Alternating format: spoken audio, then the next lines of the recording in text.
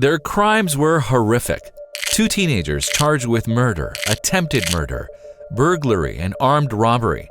Jacob Mouzon, 17, and Drake Campbell, 18, sat silently when they got their day in court, where the judge was decided whether or not to grant bail. However, it was not the judge's decision that triggered an unexpected reaction, but the two teens who began to sob when they realized the seriousness of their situation. Just two of a five-man group, these two South Carolina teens were suspects in a grisly home invasion and murder in the quiet community of Huger. Also, if you have not done so already, please subscribe to our channel and click that notification bell to get inspired by these real-life stories every day. Now, back to the story. For one teen, trouble seemed to follow the family. Drake Campbell's older brother Kenneth was also involved in the incident and had pleaded guilty to manslaughter charges only a year prior. To say these boys were trouble would be an understatement. In the days prior to the boys appearing in front of the judge, Jacob Mouzon's mother pleaded for mercy. His sister even spoke on his behalf, claiming that Jacob was her best friend and he had simply made a horrible mistake. She did not discount the severity of the situation, but believed overall he was a good kid. And I know what he did was wrong. I completely understand that. But he's not a bad person. He really isn't. Drake Campbell's family also tried to appeal to the judge's good graces, hoping for him to grant bail.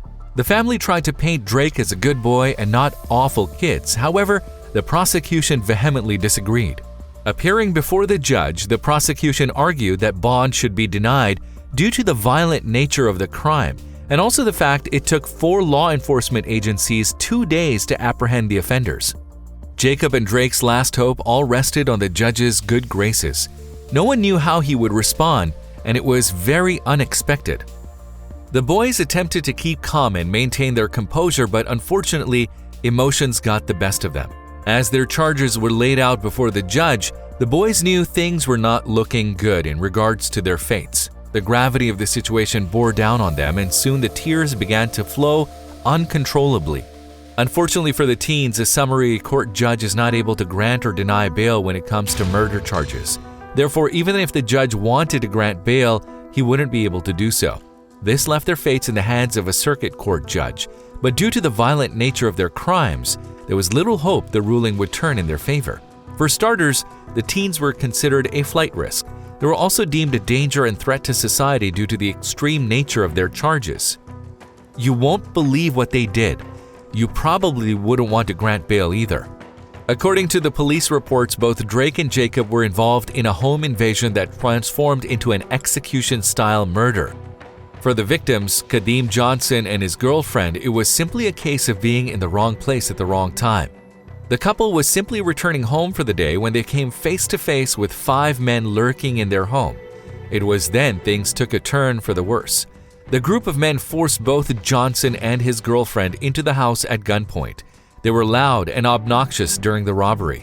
They stole her purse and also robbed the couple of roughly $3,000 in cash before tearing the house apart, searching for other valuable items. However, the men didn't stop there, and things took a very violent turn. In his own home, Johnson was bound with duct tape and forced to his knees. These criminals were disrespectful with everything they did. It was easy enough to just take everything and leave, but they took it a step further.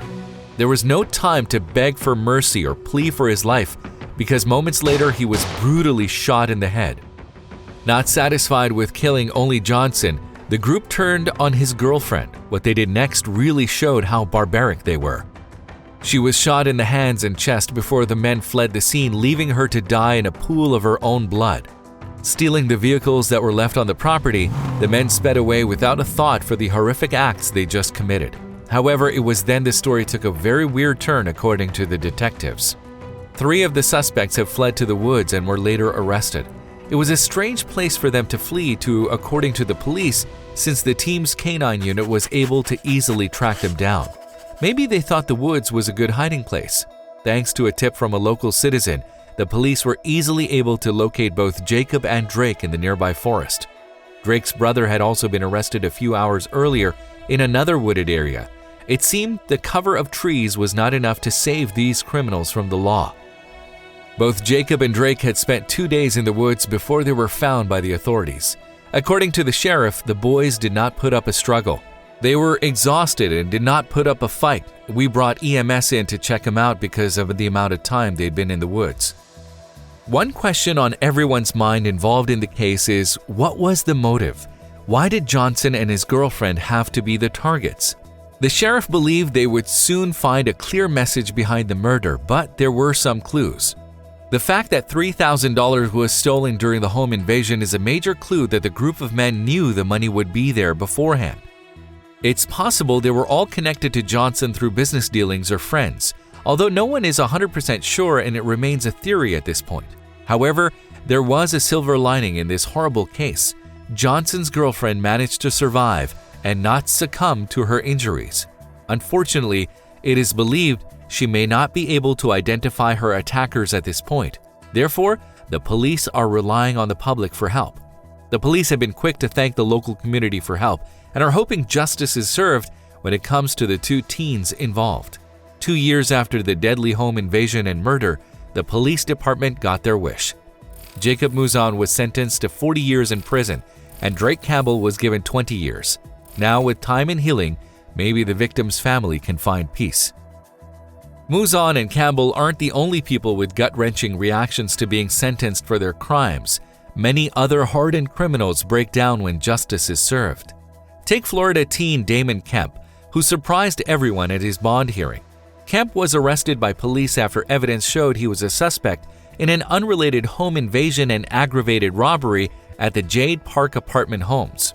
Kemp ran at officers screaming, "I killed my friend." When officers heard that chilling statement, they investigated further. It was around 2 a.m. when police encountered Kemp, and nearly 15 hours later they determined where he lived. When they went to the apartment complex, they noticed a gunshot hole in the door and a casing on the staircase. When they entered the apartment, they found something out of a horror film.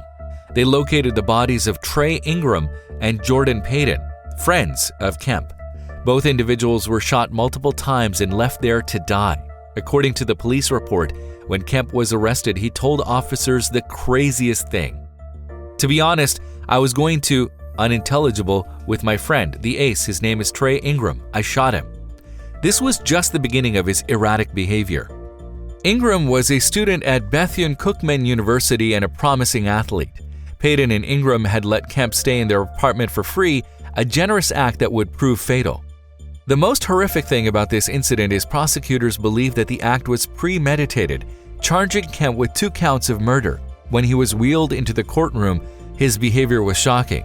The judge found probable cause for his arrest, denied him bond, keeping him in police custody. When Kemp heard the news, he began snarling and screaming. His eyes bulging from his head showed how shocked he was by the judge's decision. He began showing his teeth in disagreement, even though he had already admitted to shooting the 2 teens.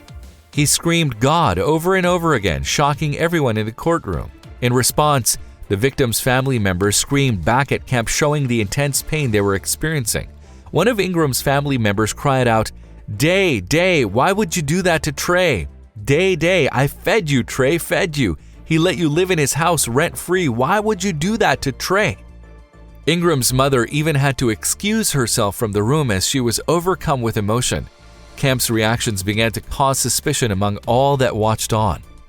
Although there is no word on a possible motive yet, many believe that Kemp's mental state isn't 100% due to his reactions while entering the courtroom. We will update you as more information is released. Although Kemp's behavior is unusual, it's not the most extreme we've seen. Dylan Shoemaker was sentenced to 25 years in prison after he heinously beat his girlfriend's 23-month-old to death. His crime was not only one of the worst ever committed, but his reaction was also shocking. As the judge read out his sentence, Shoemaker couldn't believe his ears and began screaming out that he never meant to hurt or kill the toddler. Shoemaker was babysitting Austin when he began crying. Shoemaker, frustrated that the baby wouldn't stop, decided to beat the child horrifically. He put a pillow on the back of the child's head and began repeatedly punching him until he eventually lost consciousness. The beating was so severe that Austin had a brain bleed, eventually leading to his death. The judge berated Shoemaker, saying, "He loved you, he trusted you, and you betrayed him." The judge also questioned the validity of his story that he never meant to hurt the child, calling him that you are a manipulator and you try to deceive. He even played a phone recording the teenager had with his mother while awaiting trial. The record will show that you admitted in a phone call to your mother from the holding center you stated, "I am a 16-year-old blonde. Probably all I have to do is cry in front of the jury and they're going to feel sorry for me." 13 people read letters to the court about how the crime impacted their lives, including Austin's grandfather who shared his experience. The night of March 19, my family's life was decimated because this didn't have to happen. He had numerous opportunities to get out and seek help, but he didn't. The fatal beating wasn't the first time Shoemaker used violence against the toddler. His lawyers tried to argue that this tragedy wasn't only Shoemaker's fault, leaving everyone listening in disbelief. But there were other dynamics at work there, including my client's inability to either control his anger or frustration and his inexperience in babysitting. Prosecutor Colleen Curtin-Gable wasn't going to let that statement fly, not for a second. To blame anyone other than Dylan for what happened flies in the face of reality, she said. She went on to rationalize that although he was inexperienced with taking care of children, a normal 16-year-old would have never done what he did. The minimum sentence wasn't going to happen for this teen, as more evidence would reveal that Shoemaker tortured the toddler before his death. He reportedly slapped the child and harshly spanked him whenever he would spit food out. He also slammed the child's head against the floor while changing his diaper before punching his head. Yet he stated that taking Ashley and her children in was his way of trying to give them a better life. In the end, he had no answer for what he did and didn't do. Doctors had prescribed medication that would help him control his anger problem along with his ADD, yet he decided not to take it. Still, his attorney pushed for a more lenient sentence, citing his tough childhood, remorse for Austin's death, and inability to care for children. When asked why he didn't go for help, he said, "I can't take back what was done. I wish I could. I would give my life for Austin. I loved him a lot." Then turning to Ashley, he pleaded. He screamed and cried at the same time as he pleaded to Ashley. "I didn't mean to kill Austin. Ashley, I really didn't. I really think I did that. I didn't mean to hurt him." The officers behind him told him to face the judge to take responsibility for his crimes. The court had no leniency for this child murderer. They sentenced him to the maximum punishment allowed, 25 years to life. But now there's an update on the case. To everyone's surprise, the appellate court recently modified his sentence to 18 years to life. What's even crazier is that one day, he may even get out. After 18 years, Shoemaker will have the possibility for parole. If he gets out, he will need to have constant supervision for the rest of his life. If you like the video, please give it a thumbs up and consider sharing it with someone who may find it interesting. Thanks for watching, and I'll talk to you in the next one.